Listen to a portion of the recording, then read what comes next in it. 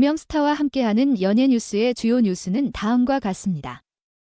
한 방탄소년단 지민 페이스 피트니스 파이 18억 스트리밍 군대 한국어 연인 앨범 최초 최단. 이존시나 오스카 알몸 연주자 비하인드 더 작은 갈비로 그룹 3 김준배는 귀주대전에 대해 이야기했다. 자세한 내용은 여기에서 들어보세요. 방탄소년단 지민 페이스로 스포티파이 18억 스트리밍 돌파. 한국어 솔로 앨범 최초 기록 달성. 지민의 페이스는 발매 348일 만인 지난 3월 5일 스포티파이에서 18억 스트리밍을 넘어섰다. 이는 단 6트랙 음성 트랙 5곡 플러스 간주곡 1곡으로 세운 한국 솔로 아티스트의 한국어 앨범 최초이자 최단 기록이다. 3월 6일에는 페이스 수록곡 언론 역시 스포티파이에서 1억 스트리밍을 돌파했다. 지민의 첫 솔로 앨범은 간주곡 인터루드, 다이브를 제외한 5개의 모든 수록곡이 1억 이상의 스트리밍을 기록했다. 또한 언론의 1억 스트리밍 기록으로 지민은 개인 스포티파이 프로필에 1억 이상 스트리밍 9곡 라이크 크레이지 오리지널과 영어 버전, 셋미 프리 파트 2분, 페이스 오프, 클로저 댄 디스, 위드 유, 렌젤 파트 1분, 바이브를 보유한 K-팝 솔로 아티스트 최다 타이 기록을 세웠다. 지난해 3월 24일에 발매된 지민의 페이스는 발매 당시부터 한국어 곡으로만 구성된 K-팝 솔로 앨범으로 큰 반향을 일으켰다. 셋미 프리 파트 2분은 수록곡이자 선공개곡으로서 빌보드 핫100분 30위로 데뷔해 많은 이들을 놀라게 했으며 그 다음 주에는 바로 타이틀곡 라이크 크레이지가 K-팝 솔로 최초 1위에 등극해 지민 파워를 실감케 했다. 발매 1주년을 앞두고 있는 3월 10일 현재까지 타이틀 라이크 크레이지는 한국 스포티파이 톱송 차트에서 166일째 솔로곡 최장 1위 기록과 함께 스포티파이 글로벌 톱송 차트의 351일 차트인을 비롯 미국 톱송 차트의 유일한 한국어 곡으로 141일 차트인하며 K-팝 솔로 가수의 솔로곡 최장기간 차트인 기록을 확장해가고 있다. 라이크 크레이지는 전세계 8대 음원 시장인 캐나다와 브라질 스포티파이 톱송 차트에 이름을 올린 유일한 K-팝 솔로 가수의 솔로곡이며 특히 브라질 차트에서는 154일 최장 차트인을 기록하는 등 세계적 인기를 발판으로 3월 10일 기준 전체 9억 3,000만 스트리밍을 돌파, 이를 달성한 가장 빠른 한국어 솔로곡이 됐다. 한편 지민의 페이스는 스포티파이뿐만 아니라 애플뮤직 전세계 앨범 차트에서도 100일간 이름을 올렸으며 국내 최대 음원 플랫폼인 멜론에서도 2억 7,840만 이상의 스트리밍을 기록하는 등 세계 각국 음원 플랫폼에서 존재감을 빛내고 있다. 존시나 오스카 알몸 퍼포먼스 비하인드 더 작은 봉투로 가려. 할리우드 배우 존시나의 알몸 퍼포먼스 비하인드가 밝혀졌다. 11일 한국 시간 라 할리우드 돌비 극장에서 제96회 미국 아카데미 시상식이 개최된 가운데 존시나가 의상상 시상자로 등장했다. 진행을 맡은 지미 키멜은 오늘 나체의 남자가 무대 위를 가로지르는 것을 상상할 수 있냐고 물었고 나체의 존시나가 등장했다. 존시나는 옳지 않다고 생각한다. 우아한 행사인데 이러한 일을 제안한 것은 부끄러워해야 할 일이라며 남자의 몸은 농담이 아니다라고 말했다. 존시나는 큰 봉투 외에는 아무것도 없이 무대에 등장해 웃음을 자아냈고 지미 키멜의 도움을 받아 시상에 나섰다. 이는 1974년 제46회 아카데미 시상식의 한 30대 남성이 나체 상태로 무대에 난입한 사건을 패러디한 것. 11일 현지 시간 버라이어티에 따르면 제96회 미국 아카데미 시상식 방송 관계자인 롭 밀스는 존 시나의 사적인 부분은 FCC 미국 연방통신위원회 기준에 위배되지 않도록 가려졌다. 그러나 우려가 많았다.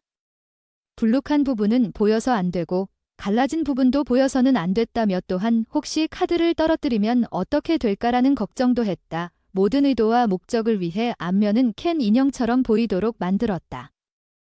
뒤쪽에는 균열을 가리고 봉투에 벨크로를 붙여 떨어지지 않도록 했다. 하지만 그 너머에는 알몸이었다이고 설명했다. 또한 진행자 지미 키멜은 당시 현장의 비하인드를 밝혔다. 그는 제가 그동안 방송을 진행하면서 이렇게나 많은 사전 감독을 받은 코미디는 없었다며 여러 회의들과 현장 점검, 무수한 이메일, 문자, 전화들, 그리고 진땀 흘리는 사람들이 있었다. 누군가는 울기도 했다. 그러다가 우리가 무조건 할 거라는 사실을 그 사람들이 깨닫자 봉투에 대한 격렬한 토론이 오갔다고 밝혔다. 제작진이 사용하길 바라는 봉투는 신발 상자 크기였지만 더 작은 봉투를 선택했다고. 지미 키멜은 존 시나에게 축하한다고 말하고 싶다. 말 그대로 한계를 뛰어넘는 아이디어는 매우 드문데 이번 아이디어가 바로 그런 아이디어였다고 덧붙였다. 김준배는 귀주대전에 대해 이야기했다. 고려거란 전쟁에서 10만 거란군을 이끌었던 배우 김준배가 극중 클라이맥스를 장식한 귀주대첩 장면에 대해 만족감을 표했다. 김준배는 지난 12일 서울 강남구 논현동의 한 카페에서 KBS ETV 대하드라마 고려거란 전쟁 극본 이정호, 연출 전우성, 김한솔, 서용수, 종영 인터뷰를 가졌다.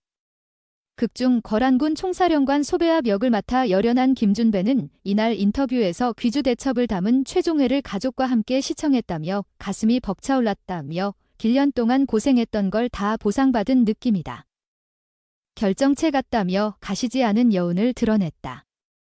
김준배는 이어 결국 귀주대첩까지 가기 위해 우리가 계속 달려온 거지라며 배우들, 보조 출연자, 연출, 스태프 등 수백 명이 뜨거운 여름에 함께 고생한 게 고스란히 느껴졌다며 결국은 여기까지 왔구나라는 생각에 되게 벅찼다고 덧붙였다. 고려거란 전쟁은 관용의 리더십으로 고려를 하나로 모아 거란과의 전쟁을 승리로 이끈 고려의 황제 현종 김동준분과 그의 정치 스승이자 고려군 총사령관이었던 강감찬 최수종분의 이야기. 1019년 고려를 침략한 10만 거란군을 크게 물리친 귀주대첩을 극화해 큰 관심을 받았다. 김준배는 귀주대첩 장면에 대해 만듦새가 너무 좋아서 나는 만족하며 봤다며 물론 덜 찍은 부분이 있는 것 같긴 하다. 잘 모르겠지만 예산 문제도 있었을 거다. 특히 강감찬이 전쟁이 끝난 후 민들레를 주워서 한 손에 들고 바라보는 장면은 너무 좋았다. 그런 게 드라마에 있었나 싶기도 하다고 전했다. 하지만 워낙 기대가 컸던 탓일까? 시청자들 사이에선 귀주대첩신에 대해 호불호가 갈렸다. 특히 거란군을 통쾌하게 쓰러뜨리는 장면은 생략되고 갑자기 비가 내리더니 고려군이 환호하며 전쟁에서 승리하는 마무리는 연출적으로 다소 아쉬웠다는 반응이 이어졌다. 이를 두고 일각에서는 공동 연출을 맡은 전우성 감독과 김한솔 감독 간의 갈등 탓에 전투신 일부가 의도적으로 편집됐다는 의혹이 제기되기도 했다. 이에 제작진은 사실무근이라고 일축한 가운데 김준배도 기사가 잘못 나온 것 같다며 전우성 감독님과 김한솔 감독님의 인격을 알면 그런 소리가 안 나온다고 두 감독 간의 갈등설을 부인했다. 김준배는 두 감독 모두 그럴 사람들이 아니다며 귀주대첩신은 김한솔 감독이 어쨌든 편집하고 다 했으니까 난 일단 만족한다고 전했다. 김준배는 귀주대첩 장면에 대한 시청자들의 엇갈린 반응에 대해 기대치가 커서 그런 것 같다며 쌓여있던 기대치가 있으니까 사람들도 막 설레면서 보다가 빵 터져야 하는데 기대치만큼 안 터져서 뭐라고 하는 것 같다. 예산도 생각해야 한다. 너그럽게 봐주셨으면 좋겠다고 말했다. 고려거란 전쟁은 역사 왜곡 논란에 휘말리기도 했다. 2차 여여 전쟁을 마친 중반부를 기점으로 고려 내부 갈등을 다루는 과정에서 원작 소설가 길승수 작가와 시청자들의 날선 비판에 직면했다. 당시에도 촬영은 한창 진행 중이었다. 김준배는 뒤늦게 기사를 보고 알긴 했는데 촬영 현장에서 별로 영향은 못 느꼈다며 분위기는 좋았다. 그걸 티내는 사람들도 현장에 없었고 계속 열심히 촬영에 임했다고 회상했다. 김준배는 귀주대첩까지 가는데 2차 전쟁과 3차 전쟁 사이에 8년이라는 틈이 있다며 미식 링크 같은 역사를 메운다는 게 보통 일은 아니다. 나도 16부가 끝나고 나서 그 다음부턴 어떻게 이야기를 채워나가야 하나 약간 걱정하긴 했는데 그 와중에 나온 일들이라 생각한다. 어쨌든 처음 가는 길이기 때문에 그 길이 조금 우리 생각과 다를 순 있다. 처음 가는 길을 갔기 때문에 다른 분들이 또 다른 길을 만들 수 있지 않겠나 생각한다고 전했다. 고려거란 전쟁은 지난 10일 32회를 끝으로 종영했다.